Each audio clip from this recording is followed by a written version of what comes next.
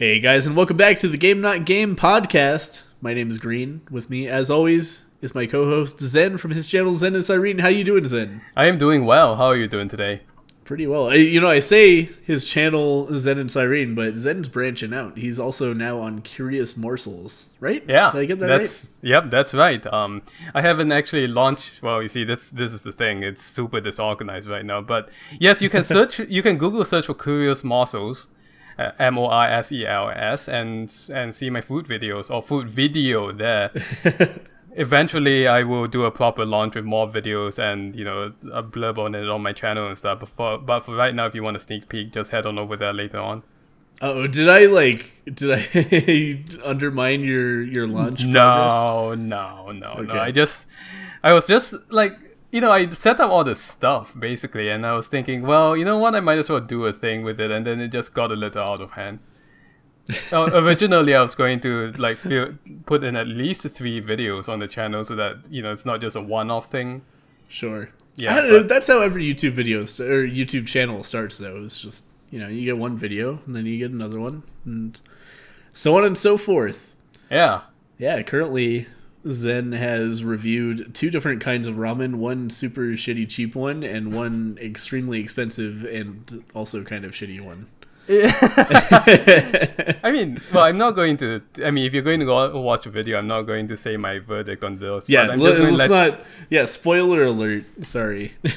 But, yeah. They're both instant noodles, is what I'm saying. Yeah. You can't imagine that either of them is going to be like restaurant quality ramen. No, but the bowl ramen that I bought to compare to the really cheap one, that one was like $3. Yeah, which is outrageous for a bowl ramen, right? That's pretty extreme for something you have to add your own boiling water to. Yep. So, have you considered doing any craft beer on your channel? I have not, probably because I don't have much tolerance, to be very honest with you. Alcohol tolerance. I get drunk rather easily. Well, when you're beer tasting, you drink it and then you spit it out. That's true. No, that's wine tasting. Oh. Yeah, I don't know much about beer tasting or wine tasting for that matter. I really... No, I've been to enough beer tastings. I'll tell you, people fucking drink it. And you can only taste, 4 or 5 beers tops before you stop being able to taste them and you're just drinking beer. Yeah, I can imagine that. I've been to a lot of beer tastings, and every single time I've tasted a lot more than 5 beers, but I didn't really taste them. Yep. Anyway, I was going to say that if you wanted to try out some craft beer, Walmart apparently has a new line of beer that I think you know something about. Yeah, I just got this piece of news. Well, I didn't get it, I found it. Hot scoop! Hot beer scoop. Hot beer scoop. Man, yep. Let's not use that phrase again. That's what happens to be after a night of drinking. Yep, the hot beer scoop. You get the beer shits. Oh, no. Yep. Well, I hope you use a toilet and not a scoop. It just depends on, how well you did the night before. That's true. Sometimes you're not in a house. You gotta make do. The reason why we are bringing up craft beer this week is that, as you know, probably, the craft beer movement has been afoot in the United States for many years now. And because of that, large corporations have noticed this. It's well known that a lot of corporations like, Budweiser, Anheuser-Busch actually own a lot of these craft labels. Yeah, but to the point that when any craft label gets even marginally big, they just fucking buy them. Yeah. It's ridiculous. Like, Anheuser-Busch owns, 85% of craft breweries. It's absurd. Anyway, right. Sorry, go on. So, Walmart, good old-fashioned Walmart, has decided also to jump into the fray here with its own line of craft beers called Trouble Brewing. Right. Trouble Brewing. Man, they just fucking put it right on the label too. They're making no bones about this. They're not like, oh yeah, let's try to hide this. They're like, fuck no. It's Trouble Brewing. You know what you're getting into. Yep. And the problem with this is that this good old fashioned craft beer manufacturer doesn't seem to exist according to a lawsuit. That's what they allege. It's made by a company called WX Brands in Costa Rica. Yep. Yep. Classic manufacturer of shitty college party beer. According to the USA Today, or I should say the AV Club news article that I'm getting this from. I'm pretty sure I've heard of this beer before too. Have you? I don't think they're making it up. Yeah. Wow. It's what is it called again? When I read the article, it sounded familiar to me. But Genesee Brewing is the Genesee. company. I swear to God, I've heard that name before, and not in a good context. Right, for those who have followed me intensely for a long time, you'll know that I'm kind of a beer snob and know a lot about beer. So it's common for me to at least have heard of a brewery, if not know all about them. And that one, yeah, it's just a shitty beer. It's like Pabst kind of. So actually, for those of us who are not beer connoisseurs, why don't you define to us or what you think is a shitty beer? Well, I mean, I've had a lot of quote-unquote craft beers that a lot of people are super into that I can personally consider a shitty beer. But I would say the distinction between a craft beer and a non-craft beer is, something like a Budweiser or a Coors or a Miller. Those are often kind of the goal behind those is to make them as tasteless as possible, right? Yeah. Instead of trying to put interesting flavors into the beer, the goal in the manufacturing process there, and it's a really difficult manufacturing process that they've perfected here. I'm not trying to downplay this at all, the accomplishment involved, because it's really hard to make a beer that tastes just like fucking corn sparkling water. But that's the process they've perfected. They use lager yeast, and they just do everything they can to minimize the taste, so it's as much like water as they can. Which a lot of people are super into. If you don't like beer, then you're gonna like that beer. is basically how it works out. So that's the difference kind of between craft beer and the more mass-produced stuff. Is a craft brewery is going to try to figure out how to make an interesting tasting beer, and something like a Coors or a Miller or a Bud Light is going to be trying to make something that tastes as much like water as possible. Right. So you've probably heard of the joke, right? About bad beer, in which it's I'm good at telling jokes. You met many jokes, but the one I'm thinking about is, how is bad beer like having sex in a boat? I actually don't think I've heard this one. Go on. Yeah. So the reason why drinking bad beer is like having sex in a boat is because it's fucking near water. Oh, okay. Yes, never mind. I've heard this one. Yeah. I can't believe. Okay. I don't know why that didn't come to mind until you said it. But yes, fucking near water. And that's not by accident. It's not like they're doing that because their manufacturing process is bad or anything like that. That's what they're going for. Yeah. Yeah. Yeah, I think we've talked about the time I visited a beer factory before, right? Or brewery, like Anheuser-Busch. Probably. Oh, okay. Yeah, I visited an Anheuser-Busch plant before where they make Budweiser. And, it's this huge, you can imagine, right? I think you already have an idea. It's just this gigantic operation, runs 24/7. There's a quality assurance department to make sure that it all tastes the same. Yep. It's like you said, they have one goal, really, and they spend lots and lots of money to get equipment to reach that goal. Yeah. But, it's not very interesting. No, yeah, definitely not. There's no brewmaster there. They're just they have taste testers who have their tastes calibrated to, what Bud has tasted like for the last 20 years, and they're just fucking doing that. They're like, oh, this is a little bit off. Okay, mix it with this batch. Okay, perfect. It's the same concept as a blended whiskey rather than a single malt whiskey, which is that. You take different batches and mix them together in different ways, and you add water or add a stronger batch to just balance it just right. So it tastes exactly like it has tasted forever. No, at Budweiser, it's like a guy sitting in front of 16 monitors. I'm not even joking about this. It's like you see on those sci-fi movies, right, in which there's like a hacker sitting in front of a huge wall of monitors. It looks like that. He's just typing furiously. I'm in. I passed the mainframe. I'm in. I jumped into the cag. Now pass me the Bud Light. God. Oh man. Anyway, so the thing we're getting at is that Walmart invented a craft brewery, which is craft breweries have certain guidelines that they have to follow to be a craft brewery. And Walmart's quote-unquote trouble brewing fulfills none of those. They just chose like an off-brand Pabst Blue Ribbon and made that their craft beer and slapped labels on it. And now there's a class action lawsuit against them for everybody who's spent money on this total bullshit. Yep. Because that's what it is. It's basically like if you bought Shock Top. Except this is apparently actually illegal, whereas Shock Top somehow isn't.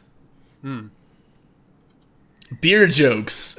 Anyway, Shock Top is a Budweiser-owned quote-unquote craft brewery that is... I really don't like it. And most other beer snobs also do not like it very much. It's bad. Yep. Well, buyer beware nowadays when it comes to craft brew labels, it seems like. Yeah. If you want some good ones, Sierra Nevada, fucking awesome. Stone, really good. If you like IPAs especially, but, they label their stuff. Their stouts are really, really good. Anderson Valley, incredible. Though I'm getting into naming Californian breweries, so maybe I should stop. Because it's going to be different depending on where you live in the U.S., I know, though, if you live on the East Coast, Duclaw, fucking awesome. Can't get that out here, but when I visit the East Coast, that's one of my favorites.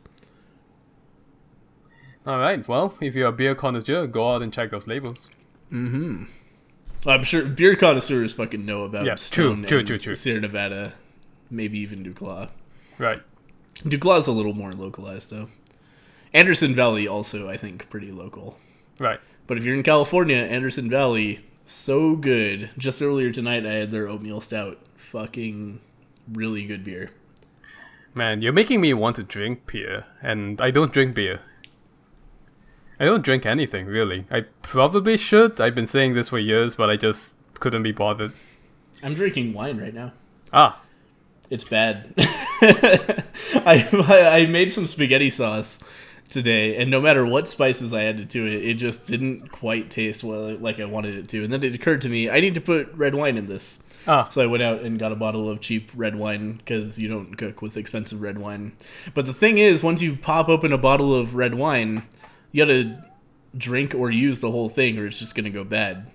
So I have like 3/4 of a bottle of red wine, so I've got a glass of it, but it's incredibly cheap, so it tastes more like somebody took grape juice and added some very cheap vodka to it. Man, I've got an embarrassing story for you that I've never told anyone before. Oh man, here we go! So I can get your notebooks out, everybody. Yeah. Take notes. I once visited this person in California. I didn't know him very well. I was there basically, well, I'm not going to say why, but I was there. We didn't really know each other, but I was there on business, let's put it that way. Right? And he has like a little vineyard. So, he's got land, he's got vineyard, and he makes his own red wine, right? And at the end of the business that I was conducting there, he gave me a bottle of red wine to take home with me. Nice. Right? So I said, oh, cool, I'm learning how to make Coq au vin. This will be great. What? Oh, no! Oh, no! Oh, no!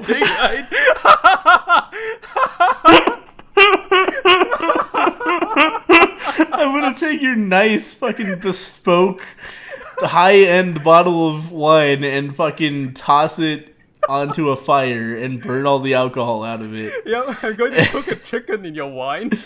Oh, no. I was young and stupid. That's what I was. It took me a second to realize what you meant, because I've never heard that term. What is it called? Coq au vin. That's a French recipe for cooking chicken in red wine. Gotcha. Yeah, no, probably not from a small batch vineyard vintage of wine. Let's begin. I'm drinking Beringer Cabernet, and it was $4, and man, does it taste like it. But it's going to be great in the spaghetti sauce, I'm sure.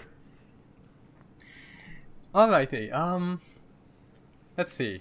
We were talking about beer and we were talking about wine. Yeah. Now, what would you drink or what would you eat with beer and wine? I'm thinking macaroni and cheese. Yes, macaroni and cheese and the coq au vin that I cooked with somebody's handcrafted wine. There you go.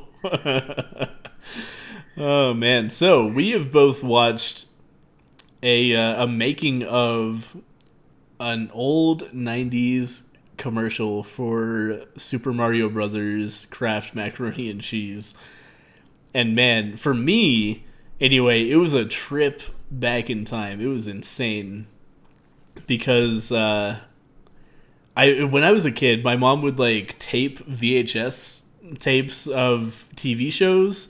And just, like she didn't have time to cut all the commercials out. And with a VHS tape, it's not like you can open up in Sony Vegas and just chop that shit out.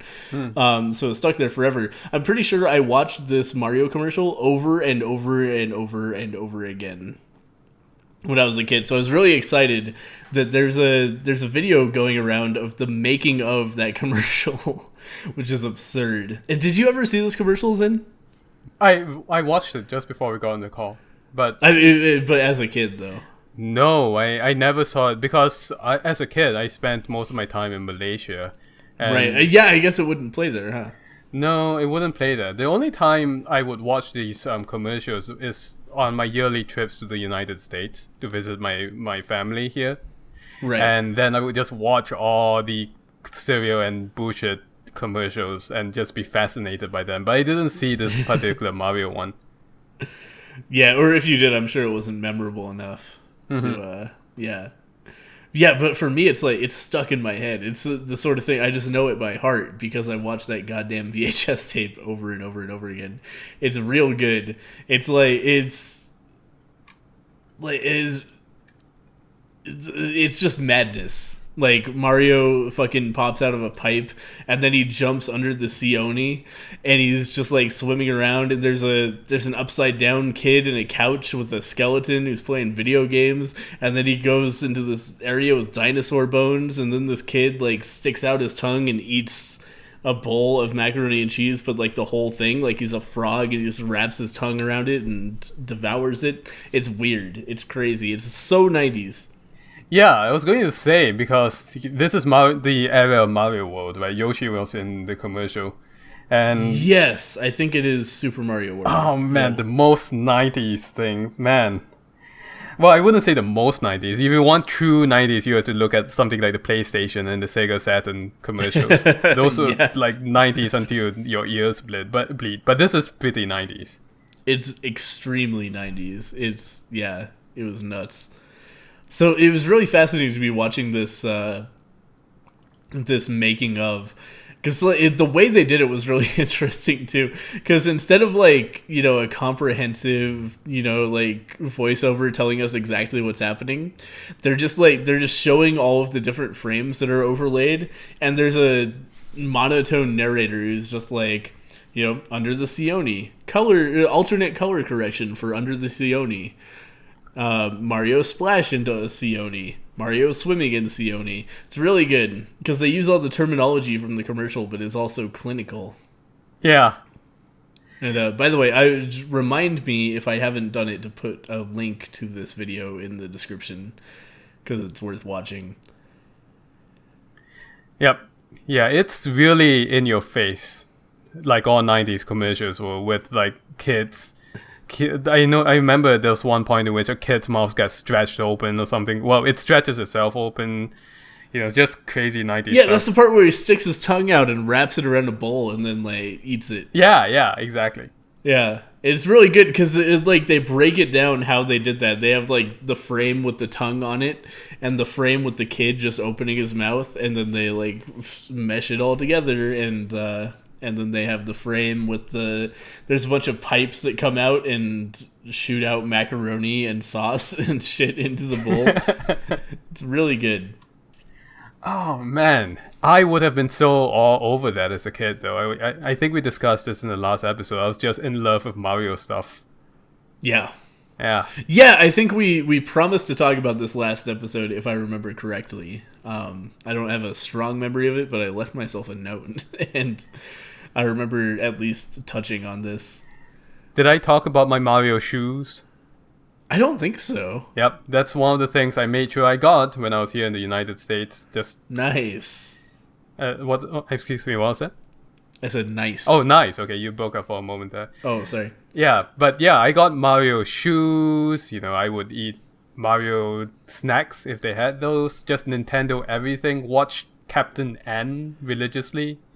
Captain N? Yeah, Captain N was this Nintendo sponsored, I guess, cartoon, in which is this, you know, generic 90s kid, basically this teenager who wears like a red vest or like, what do you call those, high school varsity jacket kind of things? Oh, okay, sure. Yeah, and he has one of those Nintendo light guns, except that it actually works as a real laser gun. And then he would go into various worlds that are Nintendo related. But the thing about that is that they didn't really stick to the script when it came to Nintendo property. They took a lot of liberties with the characters, a lot of them. That was pretty common back then, I think. Yeah, it was. Yeah. I think they also put in non-Nintendo products in there too, so I'm not sure if it's actually all Nintendo stuff. Castlevania made it into Captain N. Captain N would just go from, you know, video game world to video game world every episode, right? Okay. And I think they made Captain the Belmont into a real idiot in this version. That's one of my strongest memories of that show. Classic. Yeah, he's got he's got like a huge chin. He's like one of those like very buffoonish, I'm the hero types, you know? Yeah. Yep. But that was the kind of stuff I was watching as a kid whenever I came here to the United States. Just Nintendo and Mario everything. Yeah. Did you actually have this Nintendo, or I should say Mario mac and cheese? Did you get a chance to eat it? I don't believe so.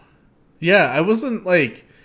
I had a sense even back then that like the thing in the commercial is not going to be as cool as it is in the commercial. Like I had no interest in having macaroni that was shaped in a certain way. I knew that was bullshit. Yeah. And even at the time it was just like shit that I had to watch through to get to the part of the video that I wanted to watch. But it's just something I watched over and over and over again because it was like, you know, between 2 episodes of Rugrats or some shit. So it got embedded in my brain. Even though I never wanted the product, it's still like something I recognize instinctively, even now, 20 years later or more. Fucking scary, weird. There are some things that will absolutely do that, right? Like for me, it's Carmen Sandiego.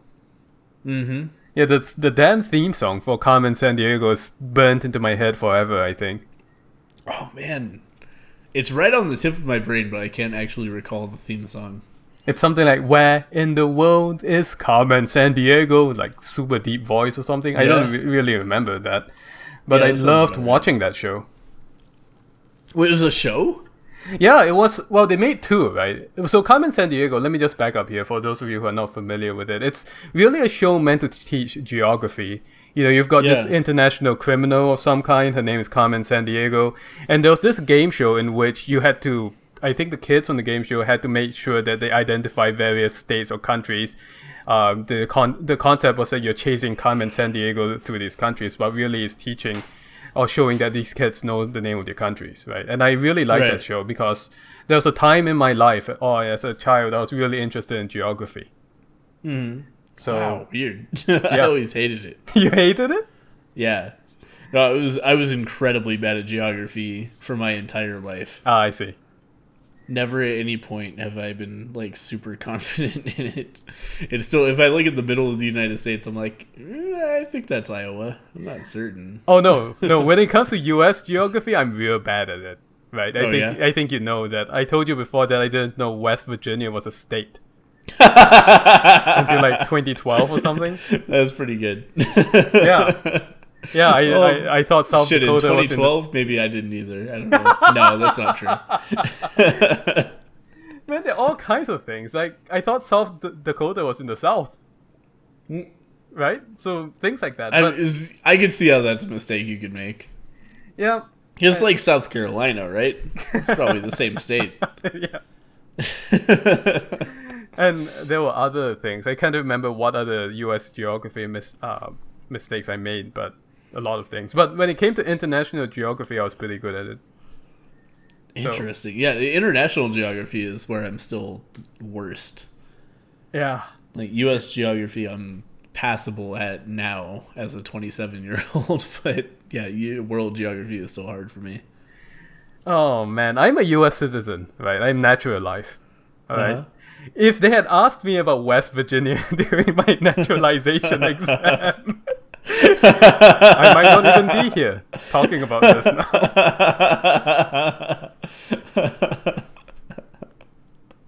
That's pretty good. Oh God. What a thing to lose it over too. West Virginia is not a place worth knowing about. The only thing I know about West Virginia is that it has coal. That's all I know about it. See, I have a girlfriend who lives in Virginia, and so she's told me all about West Virginia as Virginian to see it. And it's just this fucking gigantic chunk of backwoods fucking savages. Wow. As she describes it. Like, it's just, there's just nothing there. It's all fucking woods and small towns and just, people from West Virginia are fucking weird. Like, they come to Virginia and everybody's like, whoa, what's the deal with this guy? Well, if you are from West Virginia and you're listening to this... I doubt they are because they don't have internet. Wow. No, I'm just kidding. Prove me wrong, motherfuckers. Email us at GameNotGameMail@gmail.com. Yeah. Tell us a West Virginia. Tell us why we should visit West Virginia. Tell us a West Virginian story. I would love to hear that. Yep. Yeah. By the way, I know that living in a shitty state doesn't make you a shitty person. So don't worry about it. And I'm sure that everybody from West Virginia knows that their state is kind of shitty. Oh boy. It's just a fact. It's just how it is. Oh boy. Well, now that we're done alienating everyone who listens from West Virginia. All 20 people. All 20 people. Yeah. Sizable contingent. I'm just digging myself so deep. Yep, it's just like they dig those coal mines, apparently. Yep, exactly. Oh, man. So yes, that's Mario commercials. If you know of any Mario commercials, or really any kind of vintage stuff that you watched as a kid and you want to talk about, send us a note. Yeah, actually, totally. Especially 90s stuff. Yeah. It's up my alley. Yep. Okay, well, back to this era. We are moving on from Mario to video game news of this era. And shall we talk about Steam first? Oh, yeah. Okay, so Steam Greenlight, much maligned aspect of Steam. Basically, let's go back in time. In like 2012, Steam used to pay human beings, get that, to look at games and decide whether they were worthy of being on Steam. There were definitely problems with this. Like, this was not a perfect system. However, I do remember that I used to look at the new releases on Steam every single day, and I would see like between 3 and 7 titles, and they would all be kind of interesting. Nowadays, you cannot do this. Mm-hmm. Because now, like, 50 games come out on Steam every single day, and almost all of them are trash garbage. Mm-hmm. It's insane. And this is because of Steam Greenlight, which is a system where for some reason a game has to pay $100 and then sit around for a while before it eventually gets on Steam, regardless of how it is received by the community. So Steam has decided Steam Greenlight is not really doing what they wanted it to do. And what we can infer from how they've decided to solve this problem is that Steam Greenlight is not bringing in the kind of revenue they would like. So instead, they're going to charge new games on Steam, instead of $100 for Steam Greenlight, somewhere between $500 and $5,000 to just be on Steam. You just pay money and be on Steam. And it's a recoupable fee, which as far as I can tell, means after you sell a certain amount, you get your money back. So basically, Steam is going, okay, a lot of games are making it through Steam Greenlight and then not making us a profit. So instead, we'll just take more money from those games, and then if they make more money, then we'll give them the money back. But if they don't make more money, then we just get the money from them. So they've decided to take out humans entirely from this equation of putting games on Steam, and instead make it a situation of we get guaranteed money for every game that's on Steam, and every single game wants to be on Steam. So, cool. Basically, Steam has just found a way to eliminate human beings from their game approval system, and also make money from every single game no matter what. Right. This is the wave of the future. Yeah, exactly, right? Did you want to get fucking paid for shit? Good luck. This is 2017. Yep. So, I should say that, well, maybe instead of moving on to itch.io in a response to this, do you have anything else to mention? About this development?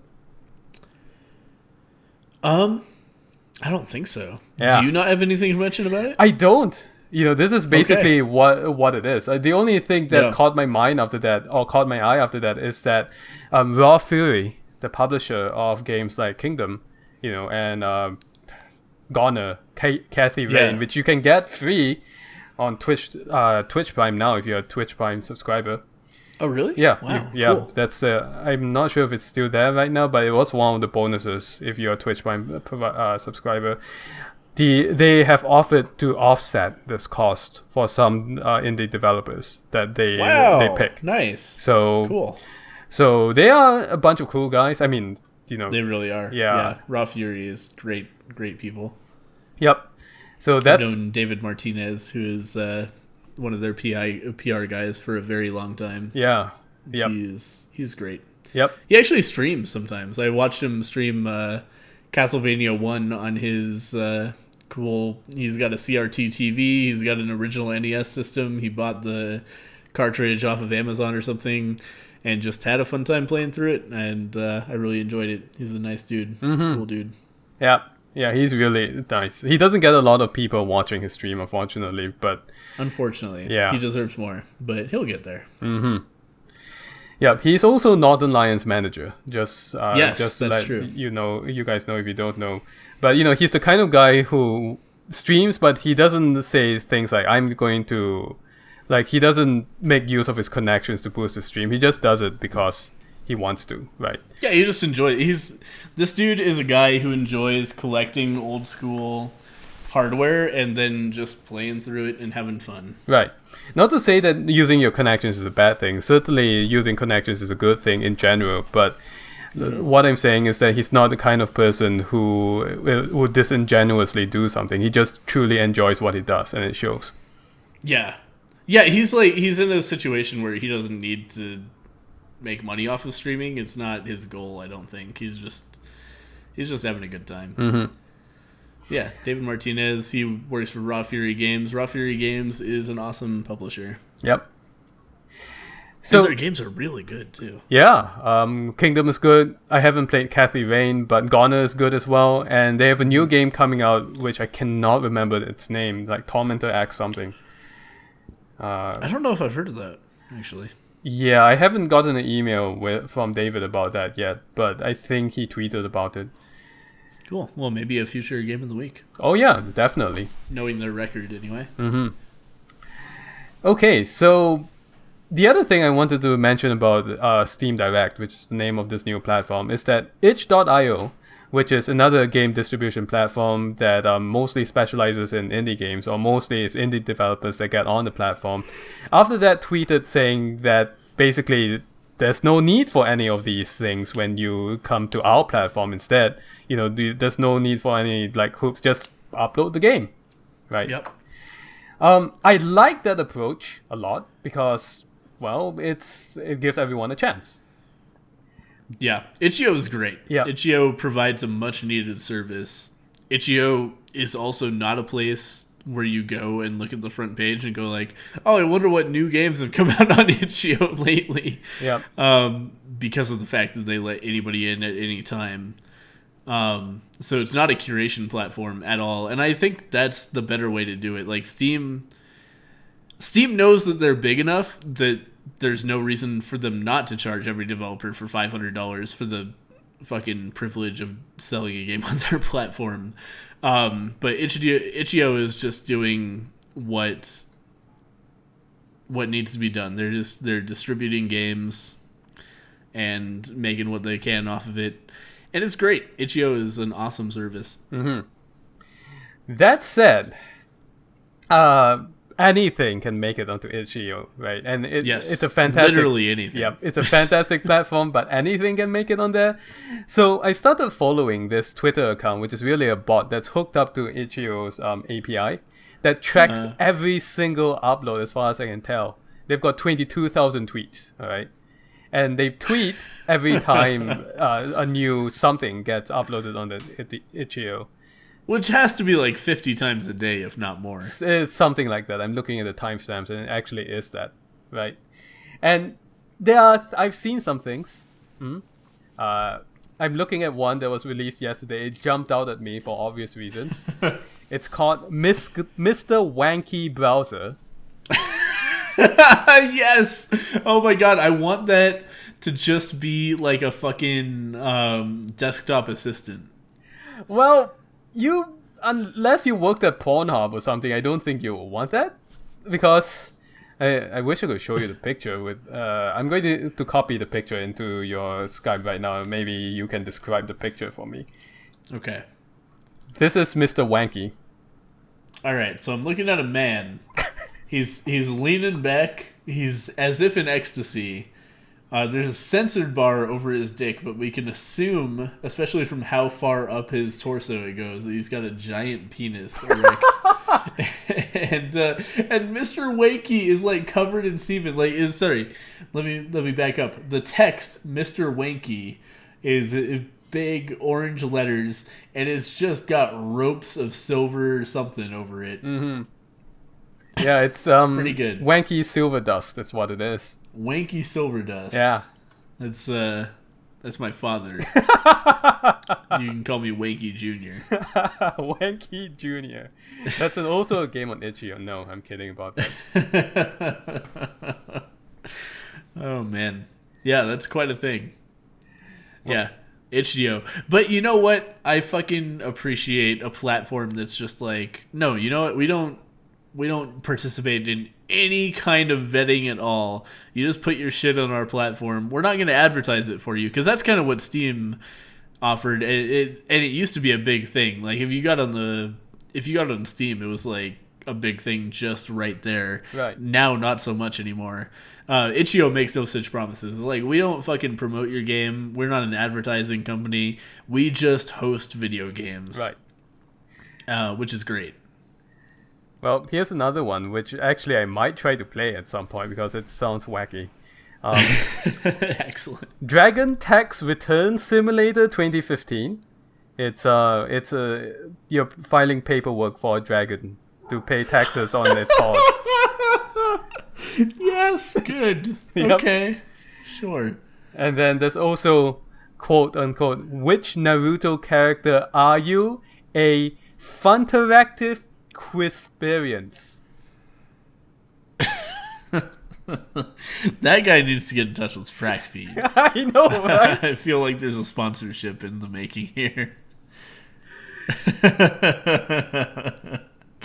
Oh, that's real good. Yeah, there's some really crazy stuff on itch, which I really actually appreciate. But Mr. Wanky is not one of the things that I'm going to play. Mr. Wanky. Oh, I think also that you mentioned earlier the whole thing about like looking at the upcoming releases on Steam and most of it looking like garbage. Yeah. I have an exciting update about that. Oh, you don't get to see recent updates anymore, right? Well, What's your update? Well, I mean, you still get to see recently updated. The update I'm talking about is an update to the Beach Bounce series. Oh, okay. That we talked about. Sorry, I have a different story to talk about then, but go on. No, we talked about this like many months ago, and I mentioned at the time that the creator of Beach Bounce, Darker Studios, had come out with a Kickstarter, and they say that we will release... Oh yeah, they funded like 10 games, Yeah, right? they funded 10 games.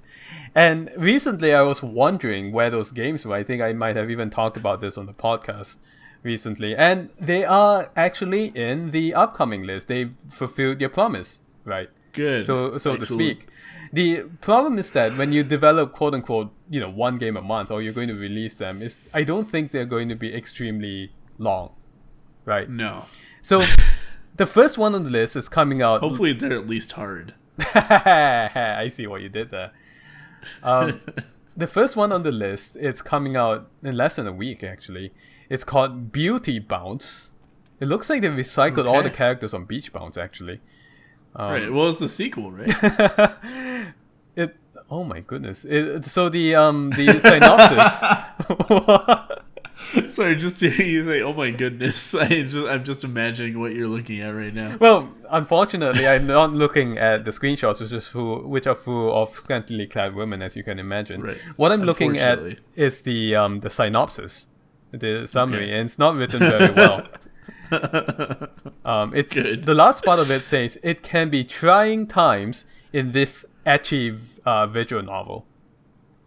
Are you familiar with the word ecchi? It's lesbian, right? No. ECCHI.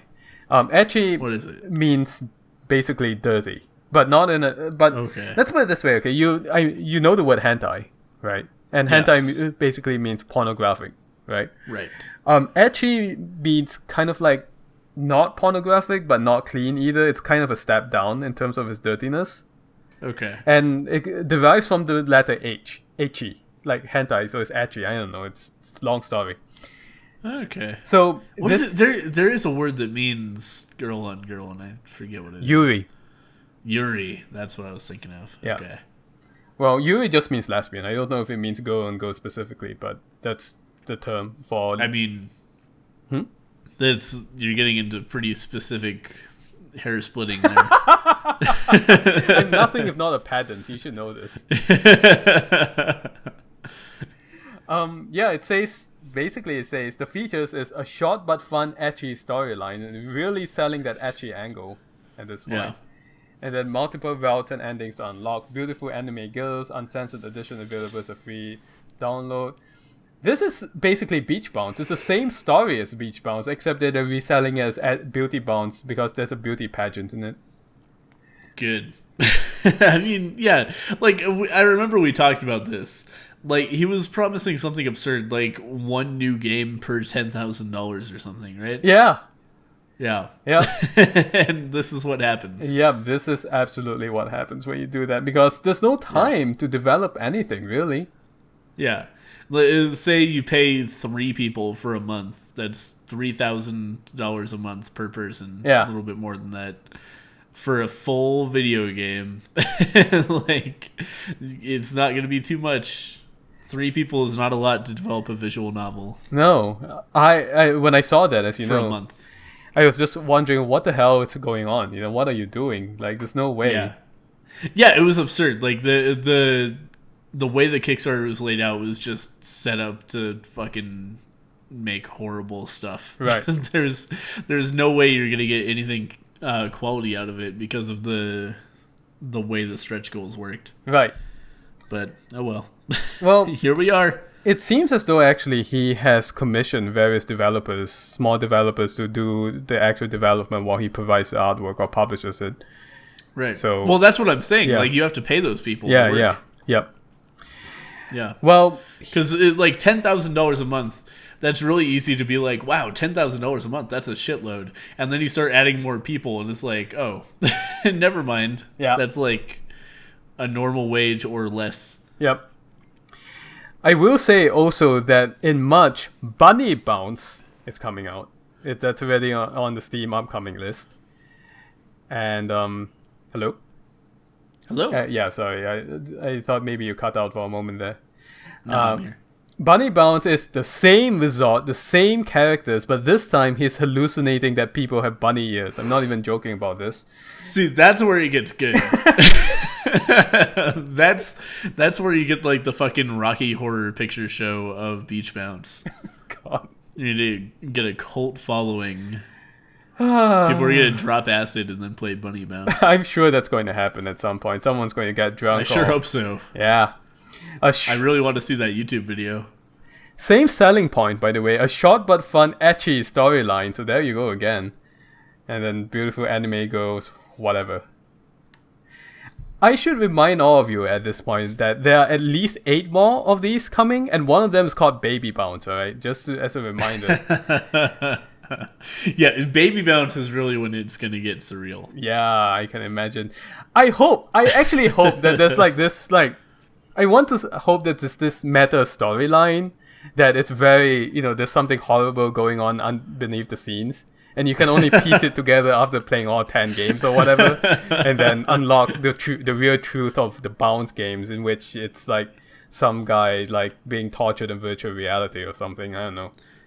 Dude, I wish Frog Fractions 2 wasn't out yet, so that I could joke that the end of this is going to be Frog Fractions 2. Yeah, just Frog Fractions. This is Frog Fractions 3 in the making. Yeah. Oh man, if it is, that would be incredible. But I'd be down for that. Yeah, I don't. This is Frog Fractions 5, and then we're gonna have to wait. It's gonna be Star Wars style. We have to wait for 3 and 4.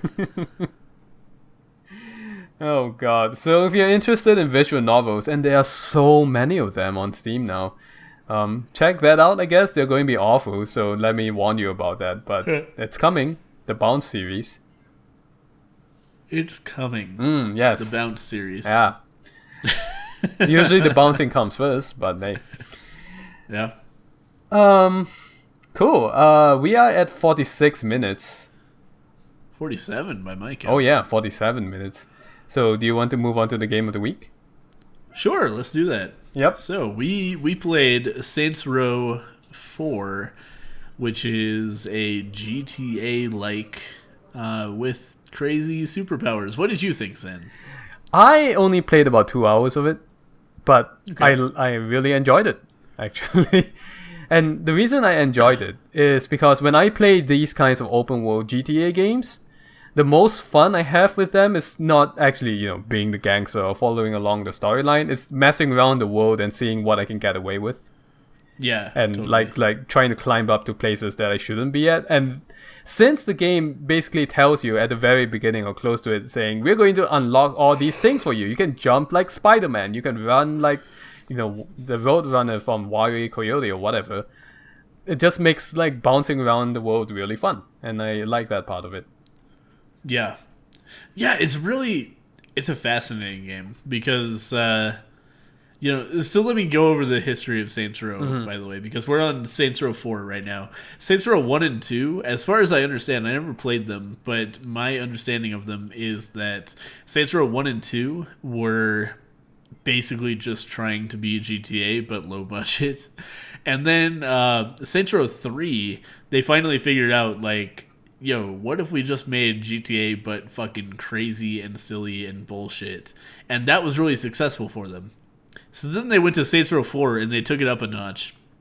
Saints Row 4 is like the whole game exists in this crazy, it's in the Matrix basically. You're playing in the Matrix but with aliens instead of robots. And you're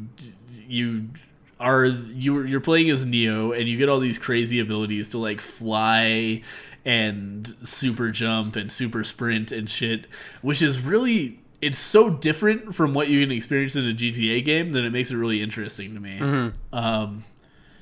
Ultimately, I played about 8 hours of it, wow. and I really enjoyed myself for really all of it. However, it's really fascinating to me how they've like. It's in the GTA engine, or not in the GTA engine, but it's in an engine that's similar to a GTA game, in that like you can pull people out of a car and jump into the car and drive around, and you kill people and the police go after you. However, also you can just jump really high and fly, and you're way the fuck faster than a car when you do that. So there's no purpose to all of the GTA abilities that you have. Like, there's no reason to ever get into a car in this game, except for very early on. Once you unlock the ability to fly, you're done. You don't need to use cars. So it's really weird that you're in this GTA world where I could steal a car, and all of the cars are distinct and they have different types, and you can go and upgrade them and save them. But why? So the way I see it, and by the way, before I answer that question, have you played through Saints Row 3? I haven't played through it, but I've played some. Let's see, I've played 5 hours of it. Okay, so here's the thing, right? So Saints Row 4 is a power fantasy just brought to the maximum. That's what it is. Yeah. Right. No, it totally is. Yeah, absolutely. Because you are the president of the United States. In this game, this is not even a joke, right? If you haven't heard about really it, good. It's so good because the gang that you have is ostensibly the same gang that you had back in Saints Row 1, right? Yeah. It's gone all the way from being a street gang to occupying the White House. Yep. Right. So you're already starting off as one of the most powerful people on Earth, and then they put you in this virtual reality simulator where you essentially become a superhero. So you're both the president of the United States, and you're also an actual superhero. It's a huge power fantasy. No, totally, yeah, and I feel like that's what all GTA style games are, right? Mm-hmm. But this one just like takes it to absurdity. Mm-hmm. Like, they don't give a fuck. They're not. It's really good. Like, the game starts out, you're part of a raid on a terror cell, and then they fire off a nuke before you manage to stop them, and you jump onto the nuke, and then you fuck it up and jump off of it, and everybody thinks you're gonna die, and then you just land in the White House. It's like you land in the Oval Office and put your feet up, and then you're the president. And that's how the game starts. And then you get to make your character, which I made into this horrible, grotesque Homer Simpson. Oh, good. Which is really good, yeah. and then you're just like blowing off your bullshit as president. Like, everybody hates you. You're just kind of like the shittiest president. You're Donald Trump, basically.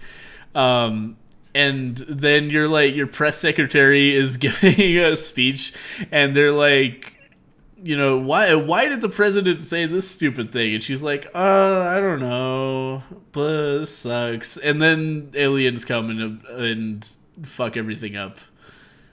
And then they blow up the Earth. Yep. It's real good. It's real fucking good. It makes you wonder what they're going to do if they try to make Saints Row 5, because they just blew up the Earth. I was wondering about that myself because, it's been 3 years since Saints Row 4 came out, and I haven't heard anything about Saints Row 5. It's been 3 years? It has no been, way. Yeah, I believe so, yeah. God. So fuck everything. Time passes. Yeah, and I don't know what's going on with Saints Row after that. Yeah, 2013 it came out. So actually, almost 4 years now. It gets better and better, doesn't it? I was thinking it was like 2 years ago. No, it's not. Well, oh well. Go on. Yeah, so I don't know what Volition is doing now, the developer of Saints Row. Because THQ used to own them, and then THQ went bust. And I have no idea at this point. So it might be possible that they're not doing anything. But even if they are doing something with Saints Row, it's really hard, I think, creatively to top what you have. Unless they just all become hyperdimensional beings or something. I don't even know. It would not surprise me at all, actually, that somebody will say, hey, you know what? What we need to do is to reboot Saints Row into a sober gangster simulator like GTA is at this point. They're going to call it Saints Row 1. Yeah, they're going to call it Saints Row 1. O-N-E. No. No, you know what they're going to call it? They're going to call it 1 Saints Row, like an address. one Saints Row. It's going to be so bad. Yeah, who knows? It'll be a prequel. Yeah, it could be. That's how they're going to justify the reboot into like a gritty series. Back before they became president and saved the world from aliens, they were just like some unknown street gang, just trying to struggle to make it through the day or whatever. Jesus Christ. Don't do a fucking gritty reboot of Saints Row. That's like, that would be undoing their whole series of Discovery. Like the 1 and 2 were like, they were too gritty. They weren't unique enough to be picked up versus a GTA game. Like there's no fucking reason to play those games instead of GTA 4. And then 3 figured out, no, just make it fucking crazy and people will like it, which was great. And then 4 was like, let's make it more crazy, and that was also great. Yep. But yeah, it's really interesting to me. Like I played some GTA 5, within the last month or two, and it's really interesting seeing the difference between the two games, because GTA 5 is like, it's much more developed. It's much more produced. It's much more polished. GTA 5 has the whole world is bespoke. The whole world is really deliberately crafted and super awesome. Especially for me, I live in California, so it's like, holy shit, this is my home state. This is what it's like living here. Saints Row 4 is like kind of the opposite. It's really, it's crazy, and they have a bunch of crazy cool abilities and stuff, but the actual world is like, like you go into the area that's made of factories and warehouses, and you can within 20 seconds get from one warehouse to an identical warehouse. Right. Like they just, it's total copy paste. It's total like indie studio bullshit, which is fine. There's nothing wrong with that, but there's totally different reasons to play Saints Row 4 than there are to play GTA 5. Right. Which is fascinating to me. Like they're both super different games, when it would be so easy for Saints Row 4 to just be like, let's be GTA. Right. But they've really learned to not do that, to lean hard into what they do better. Speaking of copy pasting, I want to say, and someone can either refute me or confirm this for me, that Saints Row 4 actually basically copy pasted the city from Saints Row 3 and made it into virtual reality /aliens, I want to say. And the reason I say this is because I actually did play Saints Row 3. I finished it. I finished all of the DLC as well. And it was a long... Oh, wow. Yeah, right. And it was a long time ago, basically. And I think the other thing I want to say is that I think the development between 3 and 4 wasn't that long. No, it's about 2 years. That's plenty of time, I guess. But it wouldn't surprise me at all if the cities were the same, except that they added all this alien stuff to it. Right. That also would not surprise me, but I didn't play enough Saints Row 3 to know. Yeah. The other thing about playing Saints Row 3, by the way, is that going into Saints Row 4 feels like playing Saints Row 3. It's almost identical in the way it controls, which is fine by me. Right? Yeah. I just, even after having not played Saints Row for many years now, I remembered everything about it, just starting again, just because I played so much of 3. Right? Interesting. Cool. Yeah, the thing I found really fascinating about this game is all of the special powers it gives you. Mm-hmm. It's like playing a GTA game with God mode on or something, like the ability to just jump up and fly around. Mm-hmm. Is really, it adds something interesting to the formula. Mm-hmm. For sure. Well, if you want to go even more crazy, actually, it has Steam Workshop support now, which surprised me.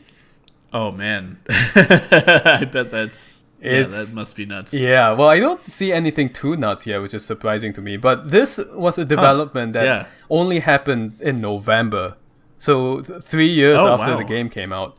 And then I guess they this last November? This past November, 2016, yeah. Holy shit. Okay. Yep. Wow. Weird. Yeah, it's strange. I don't know what's going on. You would think that's something they'll add for Saints Row 5 whenever it comes out, but if they're planning it, which again, we haven't heard anything about it, and that makes me wonder because it has been a while. Yeah. You can get a flamethrower guitar. You can get fabulous armor from Overwatch. So you can do that. Classic. I wonder what that would look like on my horrendously obese Homer Simpson. I don't know. Oh man, also, okay, so the best thing this game does, by far, is you can choose your voice actor, which isn't that crazy, but you can also choose the pitch at which they speak. Oh, I didn't see that. I forgot about that. You didn't? I only knew it was like two guys and an Australian guy in Nolan North, quote unquote. Yeah, I chose the Cockney guy. Yeah. And then I just shifted the pitch up just enough that it was hilarious. Oh, good. So I've got this fucking, like, leprechaun sounding motherfucker. Oh, it's really good. Man. That's like my one regret about the way we do the podcast is you're not going to be able to hear the way my guy speaks. But it's excellent. It's really quite good. Yeah. Yeah, it's a crazy good time. I am I wouldn't say I'm almost done with The Witcher, but once I am done with The Witcher 3, I probably might decide to continue playing Saints Row 4.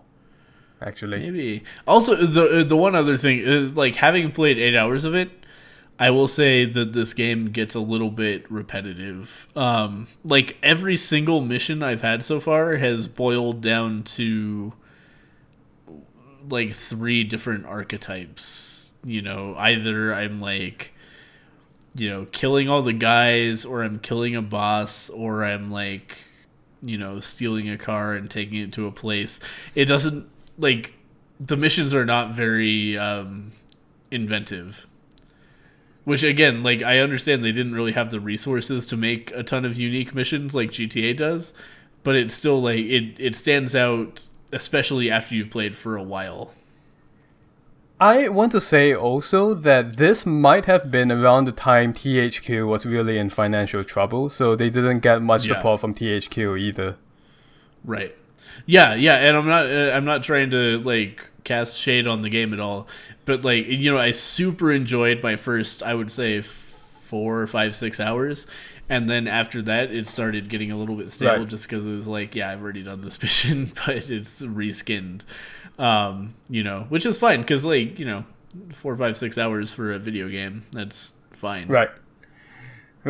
I'm not sure how long the game is, but I also am not sure. I think it told me I was like 40% done at 8 hours. That gives us any idea? Hey, that's not too bad, I guess. For me, maybe I have a lot more tolerance for this kind of thing, because I actually did finish every bit of content that Saints Row 3 had. So I think maybe that wouldn't bother me as much. But I can definitely see how it can get repetitive. Yeah. Yeah, it got to the point where it was like, okay,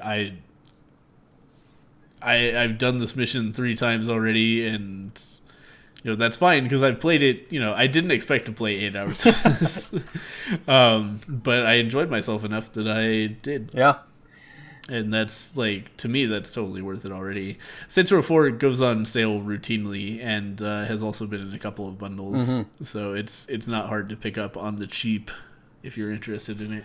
Yeah, it's $15 right now when it's not on sale, but I imagine it's going to be a lot better when it is. Yeah, wait until a Steam sale. You can pick it up for $5 or something. Yep, and there's a lot of DLC. Most of it is cosmetic. Enter the Dominatrix is actually a real mission pack, and there might be one more, but it's mostly, hey, you want to be anime? There you go. You can be anime. Excellent. Yep. That's what I look for in my video games. You want to be anime? We play Beach Bounce, I guess. There you go. Play Beach Bounce. By the way, all right. Just out of curiosity, have you played Sleeping Dogs? I haven't, actually. I keep on, like, every single Steam sale, I look at it and I'm like, $5 for Sleeping Dogs. I should buy that, and then I don't. That's where I'm at. Okay, I was just curious about that. I know you like it, right? I actually like it a lot, and yeah. I haven't bought it on Steam because I played it on PlayStation. But at $5 maybe in the future. Square Enix is having a sale right now, but Sleeping Dogs is not one of them, which is unfortunate. Interesting. Wow, that surprises me actually. Yeah, me too. But, yeah, because every single Steam sale it goes on sale. Yeah. Nope. Almost every Square Enix game's on sale except for Sleeping Dogs. Really strange. That is strange. Huh. Now, well. Spring sale. Sleeping Dogs. Maybe that'll be a future game of the week. Yeah, could be. Well, cool. Alrighty. Well, any final thoughts on Saints Row the 4th? You know what? I'm probably going to try to finish it at some point because I had a lot of fun with it. Just like I had a lot of fun with Saints Row 3, except this kicks it up a notch for me. So yeah, looking forward to playing more of it.